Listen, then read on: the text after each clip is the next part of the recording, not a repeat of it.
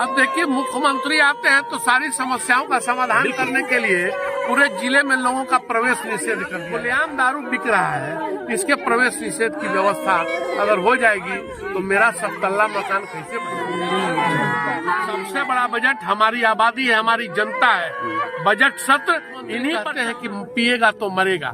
अगर पिएगा तो मरेगा, तो हम अगर घर के मुखिया हैं, रेलवे के ट्रेन का एक्सीडेंट होता था तो आप इस्तीफा देते थे, आज क्यों नहीं? पीड़ित परिवार के लिए आर्थिक मदद कुछ करेंगे? देखिए, ये विषय सामाजिक रूप से हम लोग बैठ के इस पर विचार अपने कुर्सी के लिए खाली जिम्मेवार अपने आप को। परचून की दुकान पर तक दारू बिक रहा है, बिल्कुल। इनके लिए क्या के लकड़ी नबीगंज में जो शराब पीने से, जहरीली शराब पीने से मौत की आंकड़ा बढ़ रही है, यहाँ पर स्थानीय विधायक जो जसकांत सिंह वो भी यहाँ पर उपस्थित है और यहाँ पर देख सकते हैं ये भीड़ लगा हुआ है और पीड़ित परिवार उठाने के प्रयास करेंगे।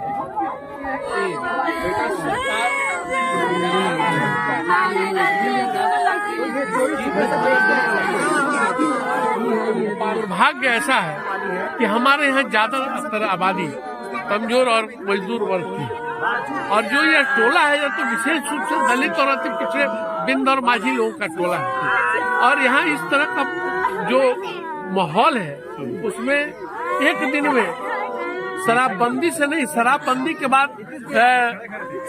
के बाद उसमें जो सुधार होने जरूरी है, उसकी आवश्यकता है। सर, अभी हम लोग जब आ रहे हैं तो देखिए कि प्रशासन जो है कि चौरा में घूम रही है, बसवाड़ी में घूम रही है। तो कहने का मतलब है कि आज इतना बड़ा ऑकरेंस हुआ तो आज बसवाड़ी और चौरा में घूमा जा रहा है, पहले क्यों नहीं घूमा जाता था? सर, अब देखिए, मुख्यमंत्री आते हैं तो सारी समस्याओं का समाधान करने के लिए पूरे जिले में लोगों का प्रवेश निषेध कर दिया जाता है। और यहाँ खुलेआम दारू बिक रहा है, इसके प्रवेश निषेध की व्यवस्था अगर हो जाएगी तो मेरा 7 तल्ला मकान कैसे बनेगा?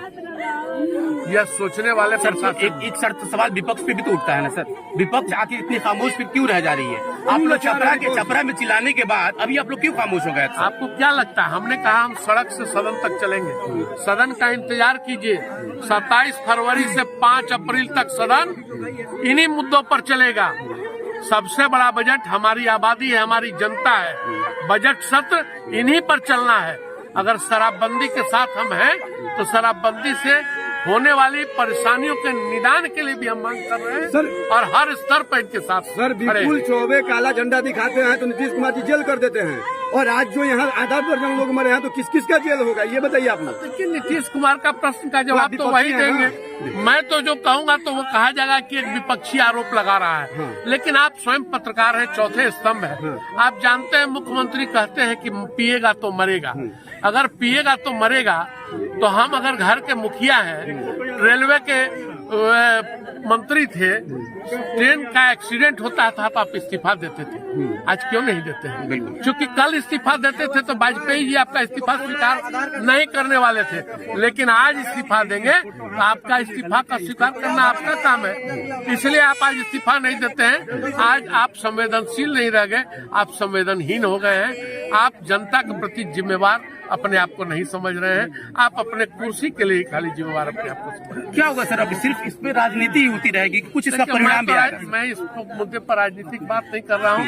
मैं तो कल से इस कार्यक्रम में लगा हूँ, और कल से लेके अभी आप लोग आए तो इस पर राजनीतिक चर्चा हो गई। नहीं, होनी भी चाहिए सर, बिल्कुल। हम लोगों की पहली चर्चा यह थी, हम लोग जब एक लोग मरे थे और हर दूसरे के बाद हम लोगों ने एम्बुलेंस, डॉक्टर, प्रशासन की व्यवस्था का काम पूरी रात किया। पूरे दिन मैं रात में नहीं था तो रात में लगा रहा, फिर मैं सुबह जानकारी लेके फिर सुबह आया, और तब से हम लोग लगे हैं। और देखिए, एक दिन में अगर निगरान नहीं निकलता है तो मुख्यमंत्री जी को आज 17 वर्ष हो गए हैं, और लंबा समय शराबबंदी का भी हो चुका है। शराबबंदी में कानूनों में जिस तरह का सुधार उन्होंने किया कि 5,000 में पहली बार हम उनको बेल दे देंगे, 50,000 में दूसरी बार बेल दे देंगे, तो भैया बिकने वालों के आज परचून की दुकान पर तक दारू बिक रहा है, बिल्कुल। इनके लिए क्या व्यवस्था है? आप कहते हैं कि जिस थानेदार के क्षेत्र में मिलेगा उसको हम थानेदार की पोस्टिंग नहीं करेंगे।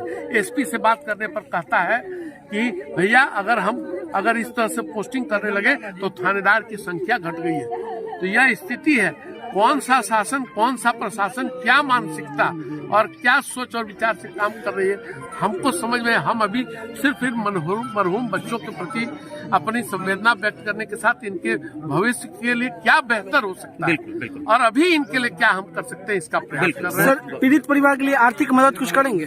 देखिए, ये विषय सामाजिक रूप से हम लोग बैठ के इस पर विचार कर रहे हैं और इसकी व्यवस्था भी हम लोग करेंगे। सर, ये आपका क्षेत्र है, आपका मदद करना दायित्व तो बनता है। एकदम दायित्व बनता है। खाली आर्थिक मदद ही एक दिन से नहीं होता है, इसके सामाजिक व्यवस्था करनी। चलिए, ये जो आप देखे, ये विधायक जी हैं, यहाँ के स्थानीय विधायक जी हैं और यहाँ पे पीड़ित परिवार है उनके। हालांकि इस परिवार से हम लोग बात करने की कोशिश करेंगे, लेकिन जो सबसे महत्वपूर्ण बात है वो देखिए, वो बच्चों को पहले देख लीजिए आप। लेबर के काम करे जाता कई बार 4-5 जना पता ना क्या करिए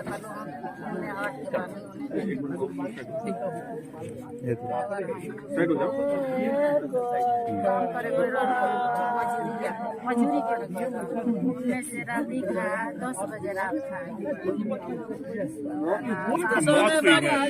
परिवार के लोगों से हम बात करें, उनकी बहन हमारे साथ है, राजू मांझी क्या बहन है, क्या नाम है आपका? अच्छा कांति जी, ये शराब पी कर कब आए थे?